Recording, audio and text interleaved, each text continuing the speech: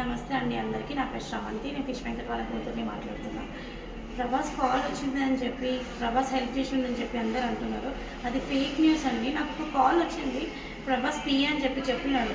నేనేం చేశాను, PA help కావాలా అంటే కావాలంటే అని చెప్పిన. ఇంతవరకు కాల్ లిఫ్ట్ చేయట్లేదు. అది అమౌంట్ కూడా ఇవ్వలేదండి, 50 lakhs ఇవ్వలేదు. ఫేక్ అది. ప్లీజ్ అందరు న్యూస్ ఛానల్స్ అందరూ అది నిజం అనుకొని ఇచ్చే వాళ్ళని కూడా ఇవ్వనియకుండా చేసేస్తున్నారు. కొంచెం మాకు ఎలాంటి హెల్ప్ రాలేదు ఇండస్ట్రీ నుంచి. ఏది వచ్చినా కానీ నేను ఇన్ఫామ్ చేస్తాను నేను. ఓకేనా అండి, థ్యాంక్ యూ. నమస్తే అండి అందరికీ. నా పేరు శ్రవంతి. నేను ఫిష్ వెంకట్ వాళ్ళ కూతుర్ని మాట్లాడుతున్నా. ప్రభాస్ కాల్ వచ్చిందని చెప్పి, ప్రభాస్ హెల్ప్ చేసిందని చెప్పి అందరూ అంటున్నారు. అది ఫేక్ న్యూస్ అండి. నాకు ఒక కాల్ వచ్చింది, ప్రభాస్ పిఏ అని చెప్పినాడు. నేనేం చేశాను, పిఏ హెల్ప్ కావాలా అంటే కావాలంటే అని చెప్పిన. ఇంతవరకు కాల్ లిఫ్ట్ చేయట్లేదు. అది అమౌంట్ కూడా ఇవ్వలేదండి, 50 lakhs ఇవ్వలేదు. ఫేక్ అది.